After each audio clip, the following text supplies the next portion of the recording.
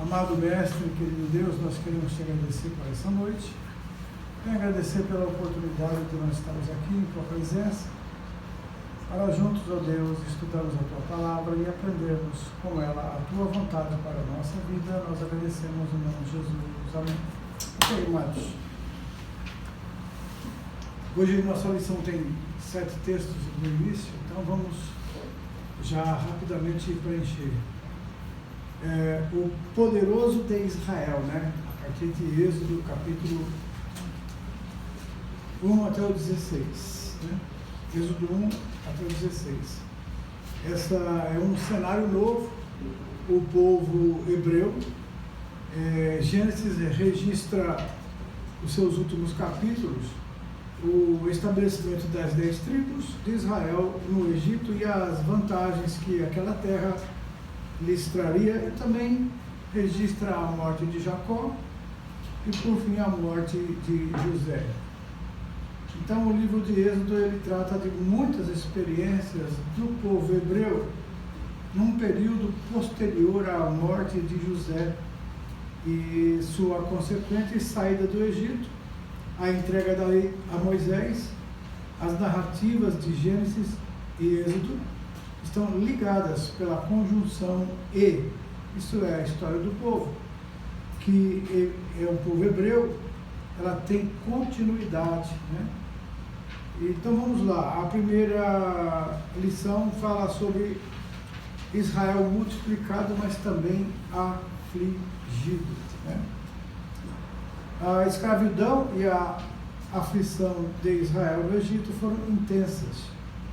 O filho de Abraão estava lá na terra dos faraós, com história, riquezas e cultura diametralmente, isso é, totalmente contrária à cultura deles, dos hebreus. Eles haviam saído de Canaã devido à fome, não tinham uma nação estruturada ainda, né? O país dos faraós era desenvolvido, organizado e dividido em 2 regiões que eram de administração, a região do norte e a do sul. Então possuía um sistema de leis bem definido e a fama da sua arquitetura, né? Ela pujante, sofisticada, e até hoje ecoa essa estrutura de construção no Egito. A antiga religião egípcia compunha-se de divindades conhecidas atualmente como Ra, Amon-Ra e Horus, deuses do sol, Osíris, deus do Nilo, entre outros. Então, era uma cultura idólatra com muitos deuses. Os hebreus, eles ainda não contavam com leis civis, porque ainda não tinha recebido as leis que Deus deu a Moisés para escrevê-las. E foi dada essas leis exatamente na saída do Egito. Então vamos entrar nessa primeiro texto que diz, o capítulo 1 mostra Israel multiplicado e também afligido. As primeiras palavras de Moisés no livro de Êxodo são bastante resumidas. Ele é resumida, mas porém é suficiente para comunicar o que estava reservado aos descendentes de Jacó. Então nós vamos nos referir a esse povo que recebera um dia de Faraó por influência de José, o que? A melhor parte do Egito, que era a terra de Gósen, tá? Ali moraram, né? Cultivaram o solo, criaram rebanhos e se multiplicaram muito, maravilhosamente. Agora, o Egito tinha as suas dinastias. O que é isso? Do tempo de José até depois do período do Êxodo, governavam no sul as dinastias 13ª, 14ª e também 17ª. Já O dos Ixos, né, que era outra dinastia, ou Ixos, ou reis pastores, né, compreendendo a 15ª e 16ª dinastia. Esses Ixos aqui, eles eram reis pastores de linhagem semítica. Isso significa que vinha de Sem, né, da tribo de Sem, que é exatamente onde vem também Abraão, né, e Isaac, Jacó e os seus filhos.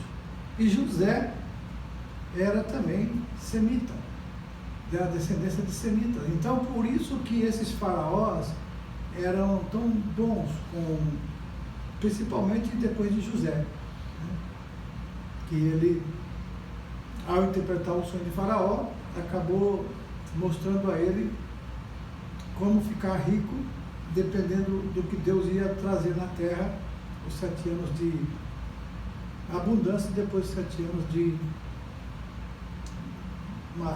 vacas magras, né, de pobreza. Então Faraó, ouvindo a interpretação de José e também o conselho dele para criar cidades, celeiros, e depois, quando viesse o tempo da fome, 7 anos, Faraó venderia comida e compraria o Egito para ele. A pessoa paga para qualquer coisa para ter comida, não é verdade? Fica dentro, você tem uma barra de ouro de 1 quilo e não ter comida, né? Você vai tentar comprar a comida. Olha, se você estiver no deserto, você morre de fome. Então era isso mais ou menos que estava acontecendo. Eles eram próximos dos judeus, né? E, na verdade, eles se uniram aos governos do Egito e da Síria.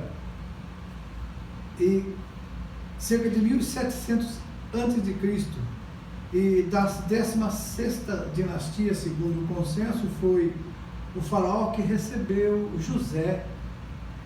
Enquanto os Ixos governaram os israelitas, eles foram favorecidos no país. E quando, porém, os Ixos, né, foram expulsos pela 18ª dinastia dos faraós, a atitude do governo egípcio foi de quê? Ela mudou. Eles estavam preocupados, né? Então, lendo os versículos de 8 a 14 aqui do Êxodo 1, nós vamos ver que as alegrias e os direitos do povo hebreu acabaram. O versículo 8 conta a respeito de um rei, e a Bíblia fala, ele não conhecia José. Então ele ficou preocupado, porque era um rei pertencente à 18ª dinastia egípcia. E o poderio do povo hebreu amedrontava-o. E provavelmente foi essa a razão que o levou a fazer 3 decretos, né? O primeiro decreto que ele fez foi estabelecer chefes de trabalhos forçados para oprimir os israelitas, sujeitá-los a cruel escravidão, para que eles não tivessem filhos, né? Não tivessem tempo de ter filhos nem força. Mas a Bíblia diz que quanto mais o afligiam, tanto mais se multiplicavam e tanto mais cresciam, de maneira que se enfadavam, os egípcios se enfadavam por causa dos filhos de Israel. Então os egípcios tornaram a vida dos israelitas amarga em tudo. Eles eram sujeitados a cruel escravidão. Então esse foi o primeiro decreto. O segundo decreto, está em Êxodo 1, de 15 a 21, todos os meninos seriam estrangulados ao nascer.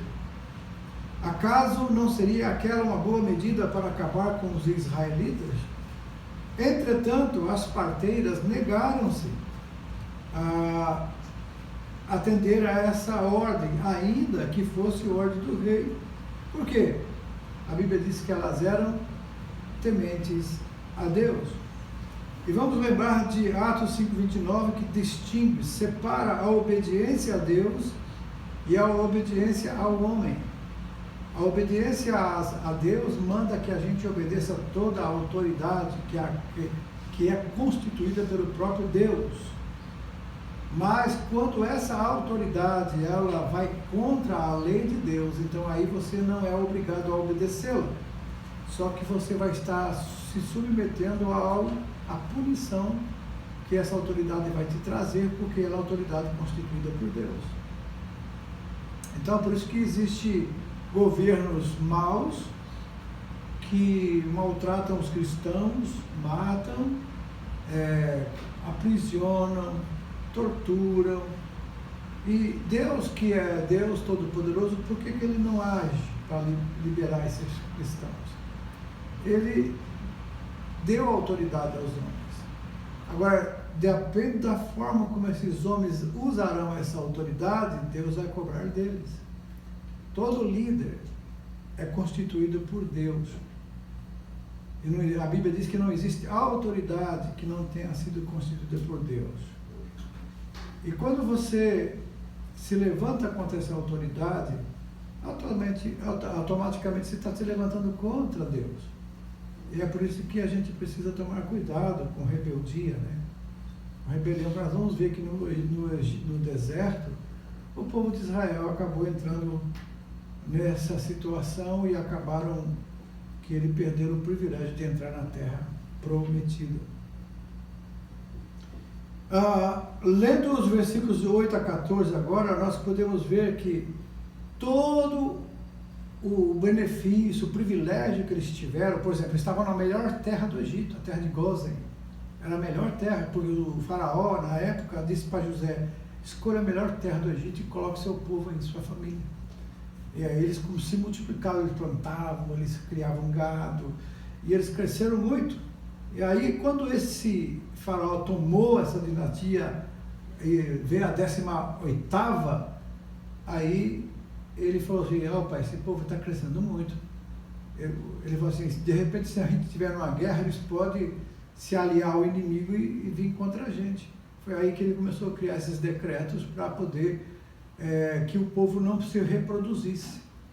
Mas a Bíblia diz que quanto mais eles eram afligidos, mais eles cresciam. E aí então ele teve que colocar o segundo decreto, que era para estrangular toda criança que nascesse, né? Agora, o terceiro decreto: todos os meninos recém-nascidos, filhos dos estrangeiros, seriam atirados no Nilo. Então, como não deu certo com as enfermeiras, que as parteiras, né? Então eles agora disseram: todo menino, fosse macho, devia ser lançado no Nilo. E foi aí sim que, justamente nesse decreto, que trouxe à luz a esse segundo grande personagem hebreu na corte egípcia, né? Foi em meio a tanta ansiedade e expectativas terríveis para o povo hebreu que nasceu Moisés. Deus age, amados, mas, por exemplo, você olhar assim, tem a impressão: então Deus já resolveu o problema. Não, ele estava resolvendo, porque Moisés iria nascer, iria ser colocado nas águas do Nilo, a filha de Faraó iria pegá-lo, e aí ia criá-lo, e ia ensinar ele em todas as ciências do Egito. Isso demorou 40 anos. Aí ele vê um colega dele, um hebreu, sendo judiado por um egípcio, foi lá e matou o egípcio. Aí ele percebeu que já a notícia estava correndo, que ele tinha matado, então ele teve que fugir do Egito por causa disso, porque senão o faraó podia matá-lo. E fugindo, ele chegou lá em Midian, onde tinha lá o Jetro, que era um sacerdote midianita, e através da vida dele ali, ele passou 40 anos no deserto, cuidando das ovelhas de Jetro e casou com a Zípora, filha dele. E depois desses 40 anos, Deus chama Moisés para libertar o seu povo. Então essa é só um panorama rápido. 40, são 3 fases na vida de Moisés, né? A primeira no Egito, para ele aprender de tudo, ele ser gente, ser alguma coisa. 40 anos no deserto para ele perceber que ele não era nada, né? para aí poder Deus usá-lo para libertar o povo que estava escravizado. Então, nesse terceiro decreto, acaba aqui. Então, daqui em diante, amados, a história do povo deixa de ser geral para ser uma história pessoal. Deixa de ser sobre uma família para ser sobre uma única pessoa que foi cognominado, isso é dado a ele um nome de o capitão da salvação de Israel.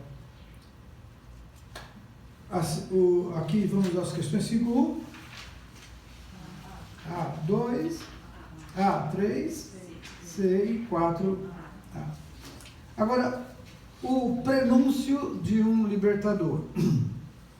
Moisés, ele foi um grande líder hebreu e nasceu em uma época difícil. A opressão e a crueldade avolumaram-se, a liberdade ficava cada vez mais distante, principalmente quando o povo, que ainda não estava formalmente estabelecido como nação, com leis civis estabelecidas, território definido e uma religião nacional organizada, como era costume das nações antigas. Tudo isso se constituía numa imensa dificuldade para o povo hebreu, como agravante, a escravidão que se arrastava por séculos. Toda aquela geração havia nascido no cativeiro. Okay? Lembra-se que eles ficaram 430 anos no deserto. Agora, a educação de Moisés foi diferenciada porque, do lado hebreu, recebeu uma formação, né? Quem criou foi a própria mãe, Joquebede, e ela ensinou a ele os valores espirituais, a fé no Deus único e verdadeiro, e em meio ao apogeu e riqueza do Egito idólatra, e como foram sólidos os ensinos teológicos de Joquebede, uma escrava falando de fé. Então veja a importância da influência dos pais na criação dos filhos. Moisés conviveu com dois lados. O lado, na sua infância, que ele foi instruído pela sua própria mãe nas leis para crer e confiar no Deus, no único Deus verdadeiro. Ainda não tinha as leis, porque foi Deus deu a lei a ele. Mas eles já tinham o conhecimento do Deus único e verdadeiro.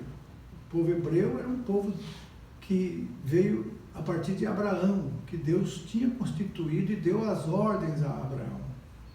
E agora Moisés era criado com essa formação dada pela sua própria mãe, em temer e a crer somente no único e verdadeiro Deus. E ele cresceu agora no palácio, aprendeu toda a ciência do Egito, mas a sua fé foi firmada nas raízes que sua mãe deixou no seu coração, com a fé no único Deus verdadeiro. Ok?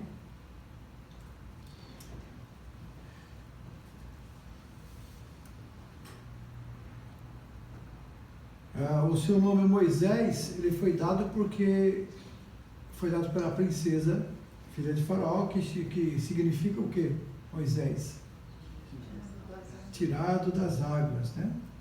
Na corte egípcia, está aqui, né? Ele fora criado pela princesa, como já falamos. E o McNair, ele diz assim, né? Quando o menino estava grande, a sua mãe já entregou para a princesa, educou no meio de toda a ciência do Egito, né? E Moisés foi educado em toda a ciência dos egípcios. Em Atos 7:22 fala isso. Bom, o Egito era um país altamente desenvolvido. Assim seria ele, aos 12 anos, ingressado na escola superior, onde aprenderia ciências, artes, línguas e matemática. E segundo esse McNair, a vida de Moisés é dividida em 3 partes. A primeira parte qual foi? Aprendeu o quê? A ser alguém, né? Uma pessoa instruída em toda a ciência do Egito. Nos segundos 40 anos, o que ele aprendeu? Lá no deserto. Que não era ninguém. E mesmo quando Deus quis usá-lo e chamou ele para ser usado, ele falou, eu não sou nada, eu não tenho condição, né? Sou bruto, não sei falar direito. E nos terceiros 40 anos, Moisés reconheceu que Deus é tudo e suficiente para salvar uma nação inteira. E foi quando Moisés entregou-se completamente ao serviço de Deus. Cada um de nós, crente em Jesus, tem que pensar dessa forma. Eu não sou nada, mas Deus é tudo e suficiente. Ele pode usar quem Ele quiser. Não é pela sua capacidade, mas é pelo que Deus quer usar. E Ele até confunde os que são, né? A Bíblia diz, Deus usa as coisas loucas desse mundo para confundir as sábias. Deus usa aqueles que não são para confundir os que julgam que são. Ok? Então, por isso que eu estou aqui. Se Deus está usando eu, porque eu não era nada. E se eu deixo Deus me usar, aí eu acabo sendo visto como alguém que fez alguma coisa. Mas tudo que a gente faz é Deus fazendo através da gente. Amém, irmãos? Então não esqueça disso.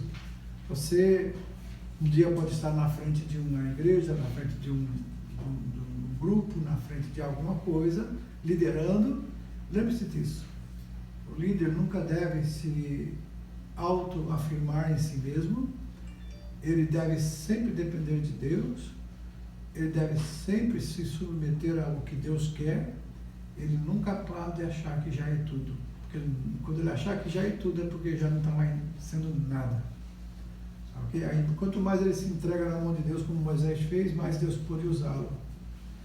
E Moisés fugiu do Egito, lembra que eu falei? Ele, indignado por maltratar um varão hebreu, ele foi lá e matou. Aí, aqui nós achamos em Hebreus 11:24 escrito, Moisés, quando já homem feito, recusou ser chamado filho da filha de Faraó, ele renunciava ao quê? Um trono. Ele ia ser o próximo Faraó. Muito provavelmente sucederia esse Faraó. Ele era um homem de muito conhecimento.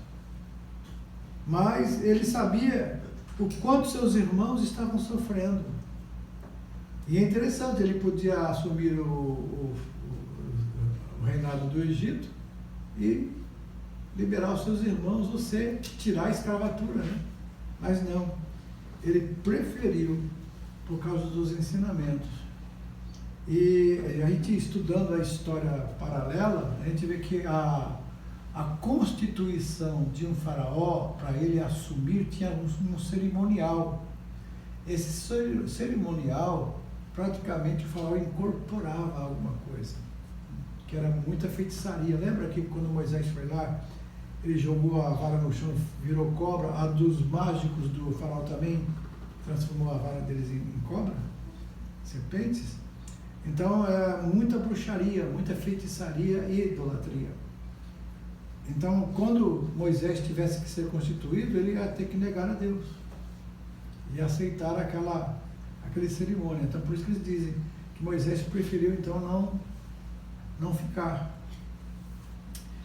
E na casa, ele fugindo para o deserto, chegou em Midian, e na casa de Jetro, né? Na Arábia, aí você fica a leste do Golfo de Acaba. Moisés encontrou esse asilo, né? Permaneceu por 40 anos e casou-se com Zípora, que é a filha de Jetro, cuidou do rebanho do sogro. E aí, em Êxodo 2:23, morre o rei do Egito, e com a morte do rei chega o momento da libertação do povo hebreu. Um arbusto ardia em fogo e não se consumia. Nós conhecemos como a sarça ardente, né? E naquele momento de contemplação, reverência, Deus falou a Moisés e o chamou dizendo: olha, vem agora, eu te enviarei a Faraó para que tires o meu povo, os filhos de Israel, do Egito. Então, nesse contexto aqui, amados, tem destaques importantes. Por exemplo, Moisés devia tirar os sapatos, as sandálias, né, que ele estava calçado. porque o lugar ali era santo. E muitos de nós esquecemos, muitas vezes, da reverência dentro da casa de Deus. A gente acaba andando durante a leitura da Bíblia, tem pessoas que permitem que as crianças andem demais na igreja, não tem controle. Nós há um tempo assumimos uma posição com os diáconos ficar na porta, que estivesse chegando atrasado e estivesse lendo a Bíblia, a leitura oficial, a pessoa tem que esperar até que terminasse a leitura para ele poder entrar na igreja, para não haver nenhum movimento na igreja. E com o tempo isso vai sendo relaxado e as pessoas talvez estão até conversando enquanto está lendo a Bíblia. Isso é falta de reverência. Isso é falta de educação. Então é uma responsabilidade nossa, de cada um de nós cuidar disso. E isso aí acontece muito hoje, inclusive com o pessoal que fica com o celular filmando. Tem igrejas que você vê vários celulares apontados para o púlpito enquanto está transcorrendo o culto, para as pessoas ficarem ali filmando o que está acontecendo. Por quê? Porque isso vai pôr na mídia, vai guardar, mas nós estamos esquecendo que o culto é ao Senhor. Isso é triste. Por isso que nós já deixamos somente as pessoas que filmam, não precisa ninguém filmar. De vez em quando alguém quer filmar e filma, mas está perdendo a atenção do culto ao Senhor. Ninguém que vem aqui em cima é uma estrela para ser aplaudido, para ser ovacionado, olha que bonitinho, olha que legal. A vinda aqui é para expressar alguma coisa ao Senhor. Então, quando alguém vem aqui, a gente pode bater palma, mas é para o Senhor que está agindo através daquela vida que está aqui. Quando o louvor é executado aqui, quando não é executado com o coração preparado, não sai um louvor choco, só barulho, né? E barulho que até irrita muitas vezes por tão alto que está o som. Se os músicos não tiverem na unção de Deus, vai sair somente um barulho. Se o pregador estiver pregando aqui e não tiver na unção de Deus, vai sair somente palavras. Porque o ambiente é um ambiente santo, é um ambiente que a gente tem que tirar a sandália, significa respeito, né? Aqui no Japão a gente tem exemplo, né? Muitos lugares que você tem que tirar o sapato. Dentro de casa tem que tirar o sapato, não é verdade? Por quê? É um sinal para não sujar a casa e também sinal de respeito. Se você entra numa casa de sapato, o que vai acontecer? O dono vai dizer, por favor, pega a suripa aqui, não é verdade? Ninguém entra na casa de alguém aqui no Japão sem tirar o sapato, ok?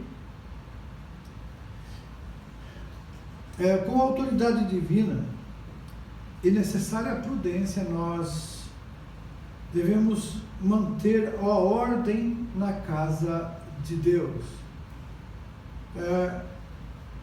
A voz que o chamava, aquela voz que falou com Moisés, identificava como o Deus de Abraão, de Isaac e de Jacó, isso é, o Deus que eles adoravam. Moisés percebeu que estava diante de Deus glorioso e escondeu o rosto, por sentir-se pequeno demais diante de tamanha grandeza, e também ele sentiu-se incapaz de cumprir a missão para a qual estava sendo chamado. E 40 anos se passaram desde que saíra do palácio do faraó, lembra? E na qualidade de príncipe, para viver no deserto como um simples pastor.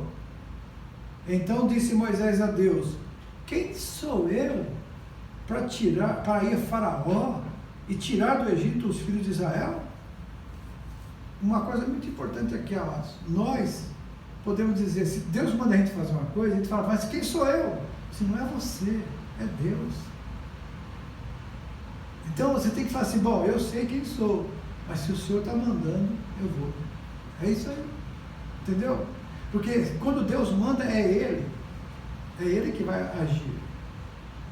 Quando eu cheguei no Japão, amados, foi porque Deus mandou. E quando a gente chegou sem sustento de igrejas do Brasil e nem da América, muita gente se admirava, mas a gente simplesmente obedeceu. E nunca faltou o pão na mesa, nunca faltou para tudo que era necessário, porque Deus sempre abençoou. Então, foi eu? Não, foi Deus. Que eu não tinha condição, não podia trabalhar, o visto de missionário não é visto para trabalho, atividades religiosas, minha esposa também não, e nós viemos ficar dependendo de 100% de Deus, e nunca faltou nada, para pagar as contas, nunca faltou, sempre Deus providenciava, meios milagrosos, meios normais, mas Deus providenciava. Milagrosos porque muitas vezes o dinheiro apareceu na conta. E a tesoureira do seminário dizia: pastor, depositaram o dinheiro na conta. Eu falei: amém, Jeová Jireh, Deus proverá. Aí é uma história singular, diferente de outros que já vêm com uma igreja por trás, cobrindo, como o pastor Bernini, quando ele veio com uma igreja por trás, cobrindo ele, com um salário que dava para ele sobreviver aqui, entendeu? Mas cada um tem uma história, e depende da fé de cada um, entendeu? Isso não quer dizer que ele teve menos fé que eu, mas é que Deus quis provar que ele é um Deus que supre a necessidade, ou de lá, ou de cá, ou de ninguém, ele fazendo. E foi isso que ele fez. E ele diz: eu sou o que sou. Qual o nome? Moisés me disse: mas qual? Você é um Deus, né? Você é Deus. Mas qual o seu nome para me falar, Faraó? Porque eles tinham vários deuses, lembra? Ra, Amnon, Ra, e Mamon, Ra, Osíris. Qual o nome do Senhor para me falar para ele? Eu sou o que sou. Então, Deus, tu vai falar assim: Deus existe. Pensa bem, Deus existe. Para existir, precisa começar. Deus não existe, Deus é. Pensa um pouquinho, Deus é. O que é ser? É que sempre existiu, é que é eterno, é o único que é eterno, é Deus. Então, quando um ateu dizer, fala assim: Deus não existe, você fala assim: tá bom, Deus não existe, Deus é, ele não existe, ele é, acabou. Qual é o pensamento disso aí, que leva a gente a pensar? Uau, um ser que não teve princípio, não dá para a gente entender. Nós somos criados, temos princípio e temos fim. Só a nossa alma que é eterna, a alma e o espírito são eternos. Agora vai para lugares que a Bíblia chama de morte, porque separa-se de Deus. Então por isso que tem primeira e segunda morte. Então a primeira morte é o pecado que mata a gente, acabou. Nós podemos estar vivos fisicamente, mas mortos espirituais. A segunda morte é que durante a vida a pessoa não se arrepende, não crê em Jesus, ela morre, aí ela vai ser julgada no juízo do grande trono branco. Essa é a segunda morte. A segunda morte, conforme Apocalipse 20, ele diz: bem-aventurado e santo aqueles que fazem parte da primeira ressurreição, porque esses são os que creram antes de morrer. Porque sobre estes, ele diz, não tem poder a segunda morte, que é a separação eterna de Deus para o lago que arde com fogo e enxofre para todo o sempre. Então, quando muitas vezes eu percebo que a pessoa ela vai ter dificuldade de entender, eu explico para ela: Deus não está falando da morte física. Nós estamos temporariamente dentro desse tabernáculo, desse corpo, que é a habitação da nossa alma e espírito. Você é uma alma vivente, você não é corpo, você é alma. Esse corpo vai se desfazer, mas Deus disse que vai dar um outro para nós, espiritual, um corpo incorruptível, né? E eterno, ok? Então, eu sou o que sou é porque Ele é. Eu sou o que sou. Acabou. O nome Jeová, ou conforme outra soletração que eles fazem, é Yahweh. É mais ou menos assim a pronúncia, Yahweh, que é essa letra, ou Javé, né? Outro traduzido, Jeová, Javé, vem do mesmo verbo da língua hebraica, denotando o que é, o que existe, o que é por si mesmo. Então Deus, Ele é por si mesmo. Ele não existe, nós existimos porque Deus nos criou. Mas Deus existe porque Ele é incriado, de si mesmo Ele existe. Então, o 5:5 fala aqui, os pais de Moisés e Arão pertenciam à tribo de Levi. O que significa no Moisés? Isso. A vida de Moisés foi marcada por experiências totalmente distintas. Cada 40 anos, quando ele aprendeu a ser alguém que não era ninguém e que Deus é tudo. Então, após matar o egípcio, ao ver maltratar um irmão dele hebreu, Moisés fugiu para o deserto de Midian, encontrando providencial ao asilo na casa de um bondoso sacerdote chamado Jetro. Muito bem. O texto 3 fala que Moisés agora está inseguro com relação ao chamado de Deus para a sua vida. Esse Moisés agora, ele era muito diferente daquele que há 40 anos mataram um egípcio, porque naquela época ele era muito bem preparado. Se Deus chamasse ele e falasse, pode deixar, eu conheço o faraó, eu sou da corte, eu tenho influência aí dentro, eu posso ajudar. Mas não, ele foi levado para o deserto para ele depois reconhecer que ele não era nada. Então, o silêncio, as agruras imagina o deserto, mas serpentes, escassez, ter que procurar lugares distantes, levar o rebanho para procurar pastagens. É assim a vida de Moisés.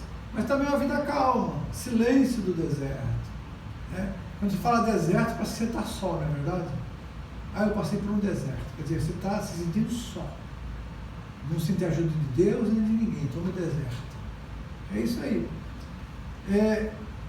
Mas nesse deserto, nessa calma, as verdades divinas transmitidas pelos seus pais, né? Ele formaram o espírito de Moisés e temperaram o seu ímpeto. Isso é, acalmou os ânimos de Moisés. Ele agora era um ser totalmente manso, tanto é que Deus fala que Moisés era manso, um dos homens mais mansos da terra, era Moisés. E ele disse, Senhor, envia aquele que has de enviar, menos a mim, né? É como quem diz, né? Eis-me aqui, Senhor, envia ele. É a mesma coisa quando Deus chama a gente. Agora você viu esses jovens, essa equipe que estava aqui, né, da jovem. Cada um tem uma história, né? Engenheiros, psicólogos, empresários, tudo. Deus chama, eles têm que abandonar tudo. E é uma história bonita de fé que deve alimentar o coração daquele que sente de Deus uma chamada para fazer algo para o Senhor. Talvez não seja para pregar, mas através de uma profissão, evangelizar. Tem lugares que as pessoas estão, que as pessoas que vão ali nunca virão na igreja. Mas lá Deus os alcança, através desses que Ele coloca nesses lugares. Então por isso que alguém critica, na nossa igreja tem isso, tem aquilo, tem pessoas que fazem isso, pessoas que fazem aquilo. Olha, eu procuro na Bíblia para poder dizer se uma pessoa pode ou não ser membro ou batizado. E se eu não acho, eu não vou ficar na axiologia, dizendo, eu acho que não é bom, eu acho que não pode, porque você acha ou você tem certeza? O que a Bíblia diz a respeito disso? Isso que interessa para nós. Não é o que o povo pensa, o que a cultura fala, mas é que o povo pensa. O que a Bíblia diz é o que para nós vale, amém? É o que ela diz. Então, se a Bíblia não fala nem sim nem não, então é por amor de Deus agora, não é nosso. As coisas reveladas são para nós, mas as escondidas são para Deus e a quem Ele quiser revelar. Então, por isso, quando a gente vai fazer evangelismo, a gente não pode olhar para a pessoa com a figura, como é que ela está, se ela é barbuda, cabeluda, se ela é isso, aquilo, se ela está com que roupa ela usa. Não, você tem que falar de Jesus. Quem transforma é Jesus. A gente não transforma ninguém, a gente não transforma nem a gente mesmo. Quem transforma é o Espírito Santo, né? Verdade. Que vai mudando a gente é o Espírito Santo. Por que eu vou querer mudar os outros? Se nem eu mesmo me mudo sozinho. Agora deixa e leva ele para Jesus. E lá Jesus faz o serviço. Através do Espírito Santo ele vai convencendo a pessoa e a pessoa vai deixando. Tem pessoas na nossa igreja aqui que quando aceitou Jesus, que veio conversar com a gente, veio quase nua. Falando aí, conversamos na sala, esposa junto, falamos de Jesus, da salvação, da vida eterna. A pessoa começou a frequentar. Pouco tempo depois, ela já estava mudando sozinha, todo quanto era roupa. E depois ainda criticou parentes dela, que moram no Brasil, que usam a roupa que ela faz. Como é que você pode usar uma roupa dessa? Aí depois que ela veio falar com a gente, falou assim, lembra de você quando chegou na igreja? Ela falou assim, é verdade. Para mim está tão longe isso, é um absurdo, como é que podia usar aquilo? Você entendeu, amados? Então, às vezes a pessoa está fazendo, nem sabe o que está fazendo. Lembra que Deus falou? Quando o Jonas não quis ir em Nínive pregar, eles não enxergam palma diante do nariz. Como é que você quer que eu mate um povo desse, Jonas? Ele pregou arrependimento, eles se arrependeram, mas Jonas não queria que eles se arrependessem, queria que o fogo descesse, queria ver o povo morrer. Esse é o problema de nós humanos, né? A gente julga os outros, colocando a gente num patamar maior do que aquele que Deus coloca o pecador. Ele morreu, Jesus morreu por todos os pecadores. E não importa o que ele faz, ok? Moisés, ele desconfiava da capacidade dele, porque ele já tinha perdido todo aquele jeito do Egito, né? Interessante que quando Moisés reconhece essa fraqueza, é esse momento que Deus vai fortalecê-lo através do poder e da dependência nossa de Deus. Quando você não sabe alguma coisa e você é levado a fazer, se é Deus que chamou, ele se responsabiliza pela capacitação. Então, o versículo 1 mostra a preocupação de Moisés, né? Olha lá.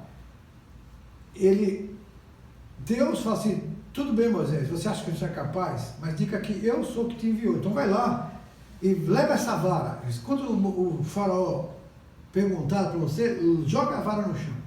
Ela vai virar uma serpente. E Deus não falou que os mágicos também iam fazer a mesma coisa, né? Mas quando a serpente de Moisés, a vara virou serpente, as dos outros também virou. Aí mas a de Moisés engoliu as duas serpentes dos mágicos do Egito. E depois ele fala assim, coloca a mão no peito. Agora tira. Estava leprosa a mão. Agora coloca a mão no peito de novo. Coloca. A mão estava limpa. E nessa demonstração de poder, Deus foi mostrando, eu sou o que sou. E também depois tornar a água do Nilo em sangue. Foi uma coisa tremenda. O peito, que é o coração, né, é representativo do que somos. A mão do que fazemos. Então, o homem bom, do bom tesouro do seu coração, tirou bem. Os dois sinais, a vara e a mão, falam da preparação para o serviço. A mão que maneja a vara do poder divino precisa ser pura, movida por um coração novo. Então, no versículo 10, nós vamos ver que Moisés estava argumentando com Deus. Eu não sou eloquente, eu não sei falar, né? Sou pesado de boca, sou pesado de língua, né?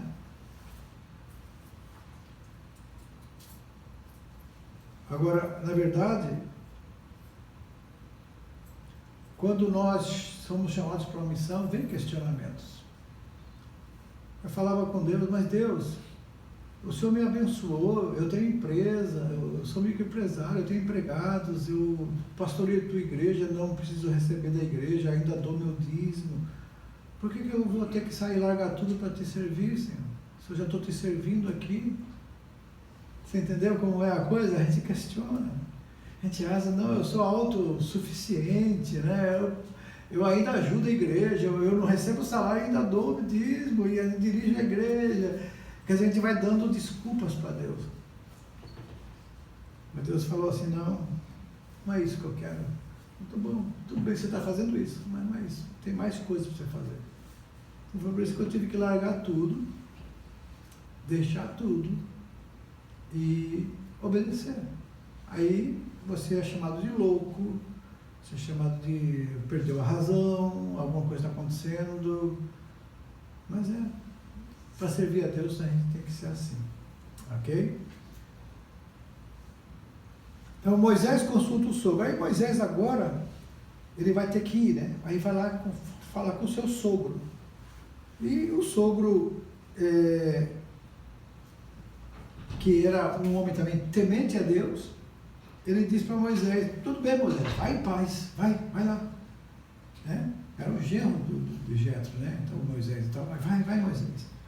E continuando a leitura, começa a destacar o que? O Senhor encoraja Moisés, dizendo que seus inimigos seriam mortos. Na verdade, no versículo 24 a 26, ele encontra Moisés e quis matá-lo, e o texto não deixa claro se foi uma enfermidade, como alguns estudiosos defendem, mas ocorre que Moisés ele estava prestes a conduzir um povo circuncidado. O povo de Israel era circuncidado. Porém, ele negligenciara um sinal que fazia parte do pacto abraâmico. Essa circuncisão foi um pacto que Deus fez com Abraão, deixando circuncidar o seu próprio filho. Moisés não tinha circuncidado o próprio filho. E a rápida intervenção de Zípora, a esposa, salvou. Ela pegou uma pedra afiada e foi lá e circuncidou o menino. E quando viu aquele monte de sangue, né, saindo, ela chamou Moisés de sanguinário. Então ela demonstra um descontentamento diante daquele sangue, lançando a culpa sobre o esposo por descumprir uma ordem da aliança abraâmica. Então nós aprendemos que esse último incidente serviu para Moisés a ser advertido que ele precisava obedecer a Deus totalmente e cumprir a missão para a qual o Senhor o destacara. Tem alguma errado aí, irmãs? Não é? Está tudo certo. E o texto 4,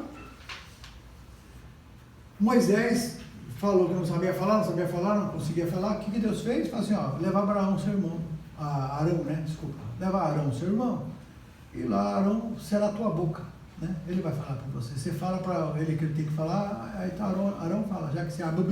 Alguns dizem que Moisés podia ser gago, não sei se era, a Bíblia não fala não, ele só fala que era pesado de língua, ele tinha dificuldade para falar, ou também era muito grosso, né? Muito, aquela pessoa que só fala dando bordoada, né? Então ele vai, então leva Arão, Arão vai com você. Aí ele foi. Agora Deus já tinha avisado, eu vou endurecer o coração de Faraó, para que eu possa mostrar para o Faraó e todo o Egito que eu sou Deus. Que os deuses que eles servem não são nada. Então as pragas que foram trazidas para o Egito foi para desmoralizar os deuses egípcios. Ok? E Faraó, se ele tivesse aceitado, quando foi provado que Deus tinha poder naquela transformação da serpente, a vara de serpente e tudo mais, ele tinha evitado de tantas tragédias no Egito, né? As 10 pragas foram tragédias por causa dureza do coração de Faraó. Aí, nessa primeira praga, as águas do Nilo se tornam sangue. O que era o Nilo para o Egito? A fonte de vida. Ali, quando o Nilo enchia, as águas iam para suas margens, e quando voltava para o normal, o rio tinha deixado a terra fértil. Tudo que plantava dava, porque as águas do Nilo tinham muitas matérias que adubam o solo. E isso era a vida deles. Então, quando a água se tornou em sangue, o meio de subsistência deles estava complicado, né? Entendeu? E aí, então, ele não aceitou, mesmo assim endureceu. Aí veio a segunda praga, que foi das rãs. E aí, entrava rã nas casas, entrava rã no palácio, entrava rã até nos fornos das casas entrava rã. Aí Faraó pediu para que Moisés falasse com Deus, para Deus tirar essas rãs. Aí elas morreram todas, aí o Egito ficou uma podridão, né? Ficou podre, porque as rãs apodreceram, todas morreram, tinha muita rã. Imagina, nas ruas, em todo lugar tinha rã. Não tinha lugar onde não tivesse. Aí entraram em decomposição e a terra cheirava mal. Aí depois veio a terceira praga, qual foi? Os piolhos. Imagina o desespero do povo, quase arrancando os cabelos, encostando a cabeça, né? E eles alimentam, o piolho se alimenta de sangue, né? E o sintoma mais comum de uma infestação dessa aí é a coceira intensa. Então, muita gente acaba se ferindo de tanto coçar, não é verdade? Porque isso provoca realmente até infecção quando cria feridas. E a quarta praga das moscas, enxame de mosca cobre o Egito. Atormentava as pessoas, provocava oftalmias e feridas.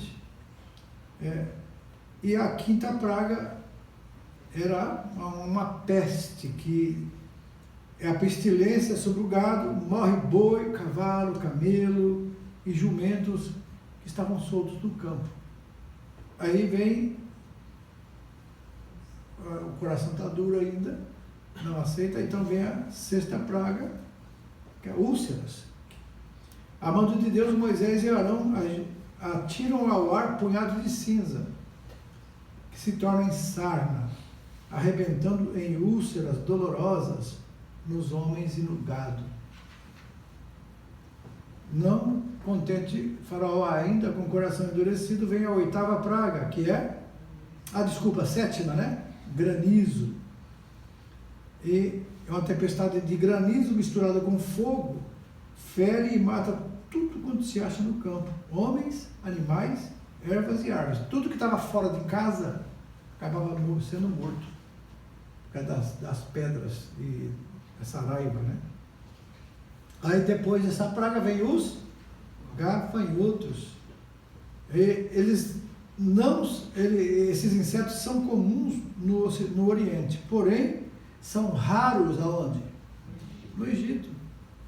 Então, o interessante é que essa praga, eles não estão preparados para combatê-la, porque não existe, né? Não é comum, então não está preparado. É igual essas pandemias que vem, né? Enquanto não está preparado com os remédios, a pandemia pega muita gente, ok? E a nona praga, lembra que um dos deuses do Egito eles idolatravam o sol? Aí Deus colocou trevas, tá aí, ó, cadê o seu Deus? Né? Agora, lá em Gósen, onde estava o povo de Deus, nenhuma dessas pragas chegou. Só chegou no Egito. Só chegou naquele povo. E aí, como o faraó continuava endurecido, Deus agora o próprio Deus vai mandar a última praga. O anjo da morte vai passar sobre o Egito. Para os de Gósen também podia acontecer. Só que foi o simbolismo de Cristo, né? O sangue do animal, você vai matar o animal, pegar o sangue e colocar na porta, né? Nas ombreiras e no portal. E o anjo, quando passar, se tiver o sangue nas portas, ele... É por isso que em inglês chama Passover, é passar por cima, entendeu? Páscoa, é desviar-se. É isso que significa Páscoa. E nós sabemos que nossa Páscoa quem é? É Jesus, ok? Ele que nos livra da morte. A morte que o pecado trouxe a toda a humanidade.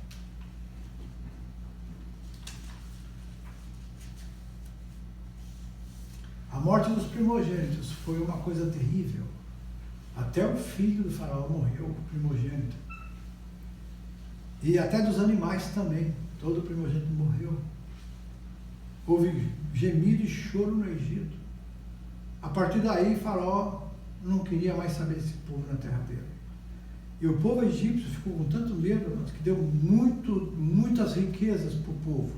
Que a Bíblia diz que eles iam sair do Egito ricos, e saíram ricos. Que o povo deu muita coisa, os egípcios davam, tá aqui, eles sempre, o idólatra, ele sempre quer compensar o Deus dele para acalmar, dando alguma coisa, dinheiro, muita coisa. É como a oferta. Então eles achavam que dando ouro, prata, joias para os egípcios, para os hebreus, ele ia aplacar a ira do Deus dos hebreus. Mas essa era a promessa de Deus, que eles iriam sair do Egito ricos, né? E porque no deserto eles iam ter que usar muita coisa para poder fazer, inclusive o tabernáculo, né? Então Deus não erra nunca, nem se engana, e nem faz nada à toa. Tudo que Deus permite e faz, amados, tem propósito, ok? Então acredite em Deus. Examine-se a si mesmo, né? E que acredite em Deus. Se Deus está permitindo, tem um propósito. Muitas vezes é para trabalhar na gente mesmo. Então, quanto mais você confia em Deus, descansa nele, menos você sofre, né? Quando a Bíblia diz que a gente tem que estar morto para nós mesmos, não tem? Morto para nós. Então, quando a gente está morto para nós, nada não pode nos ferir. Se você sente alguém te ferindo, é porque você não morreu ainda totalmente. E quando a gente morre para a gente mesmo, as pessoas podem fazer mal para a gente, fazer alguma coisa errada. E você está morto. O morto não sente. Você enfia o espeto no morto, ele vai fazer o quê? Entende? Como vai sentir dor se está morto? Agora, se nós estamos sentindo o nosso eu, o nosso ego ser ferido, é porque a gente precisa morrer mais, precisa deixar mais nosso eu de lado, entendeu? Essa é a resposta para mim. Que nenhum de nós aqui está livre de se sentir ferido por alguém, nenhum de nós. Mas nós temos que lutar contra isso, que é o nosso eu, o nosso ego, o orgulho próprio, né? Aquela coisa de o meu eu me feriu, me machucou. Mas quem é você? Você não está morto? Por que você está sentindo dor? Aí faça essa pergunta para você mesmo. Ué, mas você não está morto com Cristo? Por que você está sentindo isso? Aí você vai ter força para resistir a muita coisa que acontece, né? Em qualquer lugar que você for, alguém pode te ferir, machucar com palavras, com ações, com coisas. Mas se você já está morto para essas coisas, por que sentir? Então, por exemplo, Faraó sentiu muito a morte. Interessante que até hoje, amados, essa tragédia da morte dos primogênitos está registrada, e acharam uma pedra marcada, né? Essas coisas, e está lá no museu em Berlim, na Alemanha, esse registro, a morte dos primogênitos de Meneptah, que era o faraó do Êxodo, chamava Meneptah. E lembra-se que faraó era um título, né? Mas o nome de cada um tinha um nome. O 13, vocês quiseram colocar o quê? E 14. 15, 16, B, 17 e 18, 19, 20, 21, 22 e 21, F, né? 22, 23. Bom, a primeira Páscoa agora provém essa Páscoa, né? Conversamos, já falamos, provém do verbo que hebraico significa passar por cima ou passar além, no sentido de poupar. Foi isso que foi falado. Ela não era comemorada, agora ela passa a ser algo que os judeus deviam fazer perpetuamente, né? A morte do Cordeiro não somente salvou o homem da morte, como deu origem a uma nova vida, representada no manjar sacrificial. Esse é típico da nossa intimidade com Deus. A expressão nem lhe quebrareis osso nenhum não significa que os ossos do cordeiro não pudessem ser removidos para que a carne fosse consumida. Esse detalhe foi tipologicamente cumprido quando Cristo foi crucificado.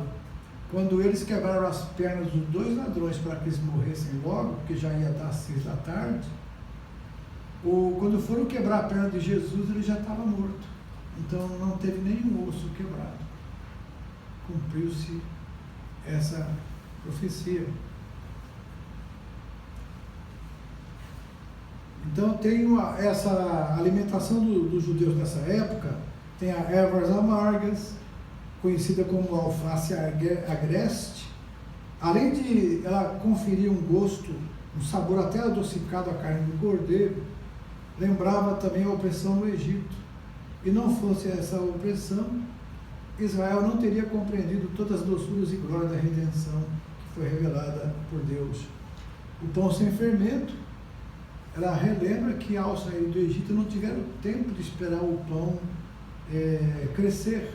Porque o fermento ele tem que ter um tempo para ele crescer, mas também ao mesmo tempo lembra do pecado que corrói, porque o fermento ele corrói a massa, né? E é por isso que ela cresce e se enfraquece, né? Ela vai ficando grande.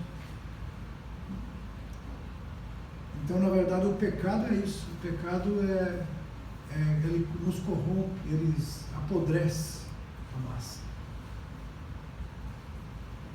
As sobras do cordeiro eram queimadas e, por essa razão, os judeus mais tarde procuravam sempre ter um grupo de 10 ou 20 pessoas, isso é, as famílias juntavam-se umas às outras. Lá nos Estados Unidos tem muito judeu, e muitas vezes a Niédia teve que ir lá limpar a casa e preparar, porque eles iam se reunir para a Páscoa e iam comer. Então, para que não sobre nenhuma comida, eles chamam mais pessoas, mais parentes para virem e comer juntos aquela comida especial preparada na época da Páscoa. O detalhe sobre a festa da Páscoa, por exemplo, o cordeiro, o cabrito, ele era tido por gado menor, isso é, próprio para o ato. O costume fez prevalecer o cordeiro, né? Fica mais fácil, inclusive, lembrar que Cristo é o Cordeiro de Deus, que tira o pecado do mundo. Tinha que ser macho e não fêmea, e fêmea não servia nesse caso, ele substituiria o quê? O primogênito hebreu, né? Não podia ter mancha ou defeito também. Os umbrais e as vergas da porta assinaladas com sangue de animal substituto, né? O pão diário de hoje fala do substituto, né? Então fala de que lá no jardim, no pecado de Adão, já houve morte, né? Deus teve que pegar pele de animais para cobrir Adão e Eva, porque as folhas eram insuficientes para cobrir a vergonha. Então Deus criou e já houve uma morte lá. Então é por isso que fala que o Cordeiro de Deus foi morto antes da fundação do mundo, inclusive. Ele já estava previsto essa morte de Jesus, ele já tinha sido morto. Ok? A festa da Páscoa também tipifica como Cristo como nosso Redentor. E depois de Deuteronômio, a solenidade da Páscoa fica sendo no primeiro dos 7 dias festivos dos pães asmos, ou pão sem fermento. Ok? 5:24, 25, 26, B. Bom, Deus guia o seu povo. Bom, aí a ordem divina foi o quê? Santifica-me todo primogênito, o que abrir toda madre entre os filhos de Israel, de homens e também de animais, porque meu é. Quando da matança dos primogênitos egípcios, Deus salvara da morte os primogênitos dos israelitas, tanto de homens quanto de animais, e esses eram, portanto, propriedade do Senhor, e deveriam ser dedicados em reconhecimento a esse fato. A consagração dos primogênitos das famílias hebreias seria para sempre uma lembrança de redenção, uma vez que Deus os poupara na noite da morte dos primogênitos egípcios, e todas as coisas pertencem a Deus por direito de criação. Deus é dono de tudo, amados. Ele dá para a gente usar, até dos nossos filhos.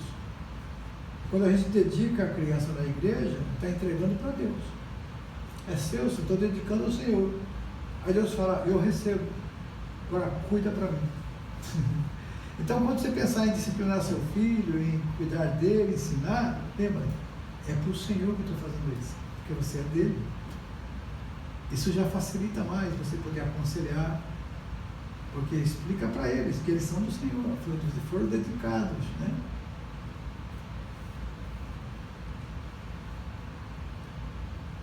O que mais agora? Outra coisa que aconteceu aqui, amados, um caminho mais longo. Tendo Faraó deixado ir o povo, Deus não o levou pelo caminho da terra dos filisteus. Era mais perto passar pela terra dos filisteus. Em semanas eles chegariam à terra prometida, em semanas. Mas haveria guerra. E o povo não estava preparado para a guerra. O povo era um povo que não tinha exército, não tinha treinamento de guerra. Então Deus, para que eles não retornassem para o Egito e voltassem para a escravidão, Deus mandou rodear a terra dos filisteus. E nem sempre o caminho mais curto é o mais acertado, né? Os judeus podiam ter chegado à terra prometida, então aí está. Agora, Moisés guiou os israelitas por um longo e penoso caminho, mas esses caminhos longos e penosos, amados, são sempre aqueles que nos levam mais perto de Deus. Você percebeu o tempo que você ora mais? Que você busca mais a Deus? Tem pessoas muito ingratas. Elas, quando estão com grandes problemas, correm para a igreja. Vêm para a igreja todo culto. Não mede esforço, não tem cansaço. Estão aí. Aí depois que Deus abençoa e dá a bênção, aí desaparece. A ingratidão chama isso. Ingratidão. Então, Deus pode perguntar, por que você me busca? Qual o motivo de você me buscar? É lógico que a gente também busca para receber a bênção, mas, em primeiro lugar, Deus quer que você o busque porque você o ama. Você quer estar sentindo a sua presença. Que as bênçãos acompanham a obediência. Então, a Bíblia manda a gente buscar a Deus, né? Adorar a Ele. E quando a gente faz isso, Deus começa a abençoar a sua vida, a prosperar. Interessante que estava crescendo espiritualmente, porque eles precisavam ter dignidade para continuar. Agora, o Senhor ia adiante deles. Outra coisa muito importante. Eu me lembro que em muitas passagens, Davi, quando ia para uma guerra, ele dizia, Senhor, vai comigo? Se dizer, vai Davi, que eu já entreguei nas tuas mãos. Davi ia. O próprio Moisés mesmo, Ele falou assim, vou mandar um anjo, Moisés, ele vai, ele falou assim, não, Senhor, se o Senhor não estiver conosco, não nos faça sair daqui. A gente não vai arredar o pé daqui, não. Entendeu? É muito importante isso. E Deus então arrumou uma nuvem para cobrir eles do sol do deserto, né, de chegar a 50 a mais. Tem lugares que chega a mais de quase 55 graus no deserto, e à noite é quase zero. Então Deus de dia colocou uma nuvem sobre eles, e à noite Deus colocou uma coluna de fogo e cercava eles. Então veja que isso aí é o cuidado de Deus, né? Aí eles chegam no Mar Vermelho, tem que atravessar, e agora? Aí nisso, que eles chegam no Mar Vermelho, o mar tinha que ser atravessado, aí eles ouvem um barulho atrás, era Faraó, estava vindo com seu exército, revoltado e querendo pegar o povo acuado ali diante do Mar Vermelho. Interessante, se eles fossem... Moisés tinha que ter muita consciência nessa hora para poder conversar com o povo. Se os hebreus recuassem, iriam ao encontro do exército egípcio. Avançar, estava na frente do mar. E disse que para a direita e para a esquerda também não dava para ir, porque tem muito pântano, tem lugares perigosos. E o texto lá na Bíblia diz assim: diz ao povo de Israel, porque Moisés perguntou a Deus, e agora, Senhor? Assim, diga ao povo que marche. E que é? Marchar para onde? Marchar na água. Assim, mas Senhor, olha, Moisés, o que você tem na sua mão aí? Tem uma vara. Não, bate com ela na água. Então, foi a vara que abriu? Não. Moisés obedeceu a Deus. A vara podia ser qualquer outra coisa. Mas o que você tem na sua mão, Moisés? Tem uma vara. Então, bate. Quem abriu o mar foi Deus. Mas só precisava de um ato do homem. Entendeu?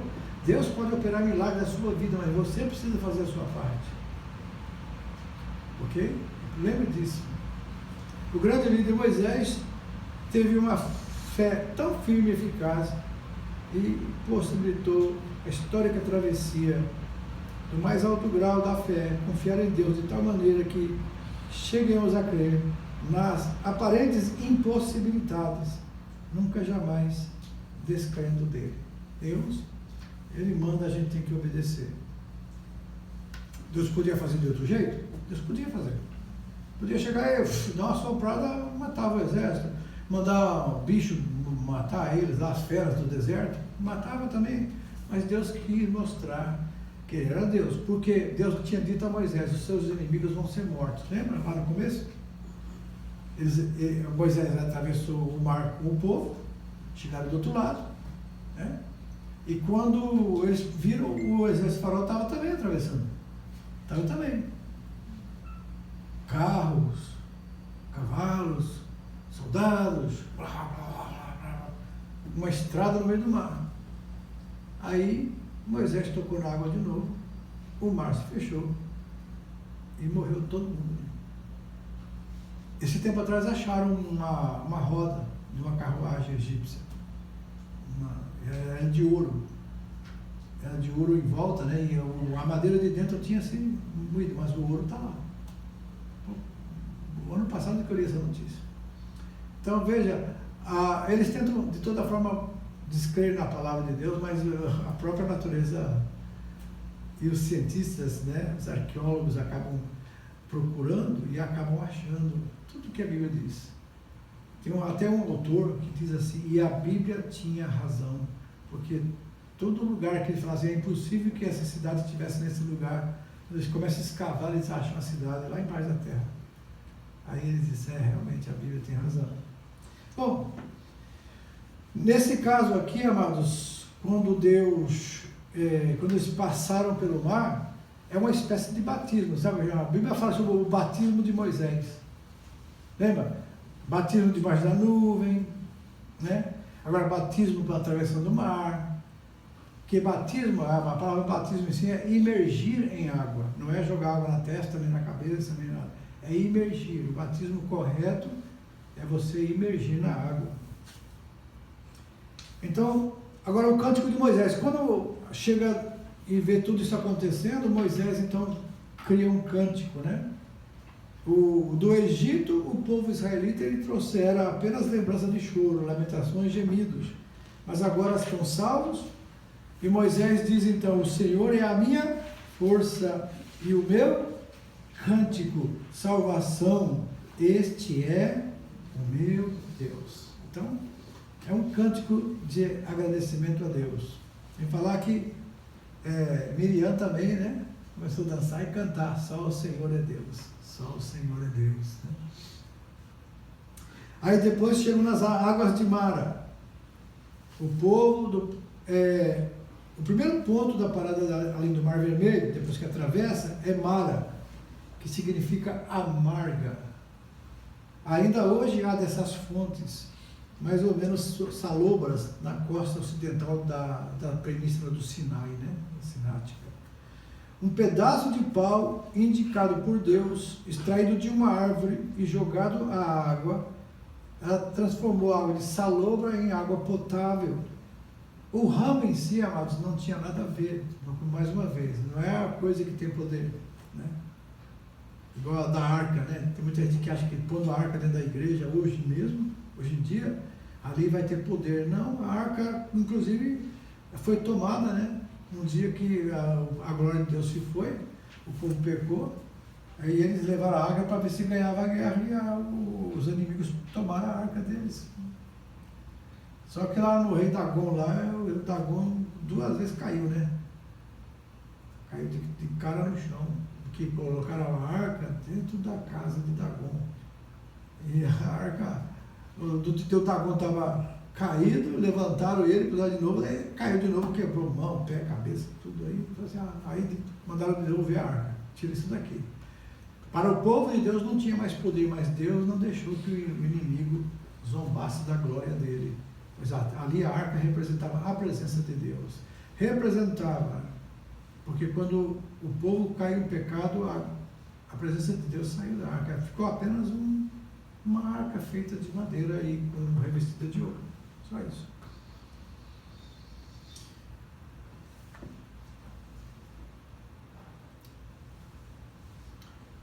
A aplicação espiritual desse evento, né?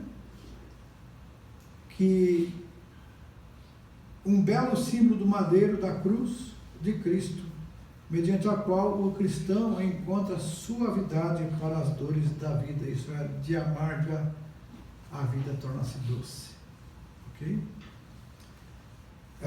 27, 28 e 29 e 30.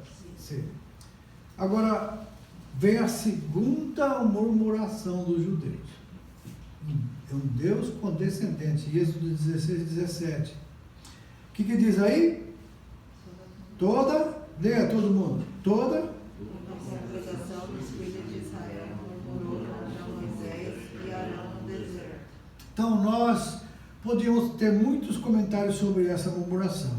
Aquele mesmo povo que pela misericórdia de Deus foi livre da escravidão no Egito, experimentou a remissão dos seus primogênitos, isso é, lá a Páscoa, né? Que atravessou o Mar Vermelho maravilhosamente, por terra seca, e depois glorificaram a Deus pelo livramento, agora volta a murmurar. E o povo pensava estar contra Moisés e Arão. Entretanto, a situação era bem mais séria. Eles eram apenas instrumentos nas mãos de Deus. Em nossos dias, amados, não somos diferentes. Quanta murmuração sai dos lábios. Ah, se não fosse a misericórdia do Senhor. É certo que no deserto todos os israelitas morreriam de fome se não fosse a graça de Deus. Afinal, Deus prometera ser o seu Deus, tomá-los para si como povo, guiá-los a uma terra ampla e boa. No entanto, estavam esquecidos de tudo. Quer dizer, o que está sendo feito aqui? Não tinha água, a água era salobra, tudo bem, mas Deus proverá. Ele tinha que confiar no pai deles, Abraão, que disse, Deus proverá. E aí então, amados, eles se viraram para o deserto. E eis que a glória do Senhor apareceu numa nuvem.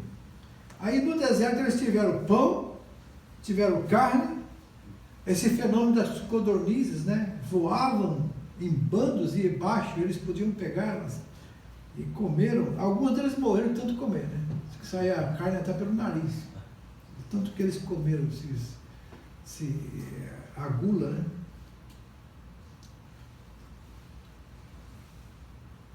E o pão? Esse pão aqui não era o pão do deserto, não era o pão do padeiro, mas era o pão que vinha do céu, do próprio Deus, né? E a respeito desse maná, amados, tem no quadro aí o maná, sua autenticidade e seu simbolismo. Foi um verdadeiro milagre aparecer no deserto o maná. O povo nunca vira antes coisa igual descer dos céus. Maná é a pronúncia da pergunta, o que é isso? Maná. Então, exemplo, que é o nome do pão maná. O que significa maná? O que é isso? Só mesmo um milagre poderia causar tanto espanto nos judeus. Agora, qual o símbolo do maná? Enquanto o capítulo 15 menciona a falta de água, este menciona a falta de pão. O que são as duas coisas mais importantes para a nossa vida? Água e pão. Né? E Deus supre a necessidade do seu povo.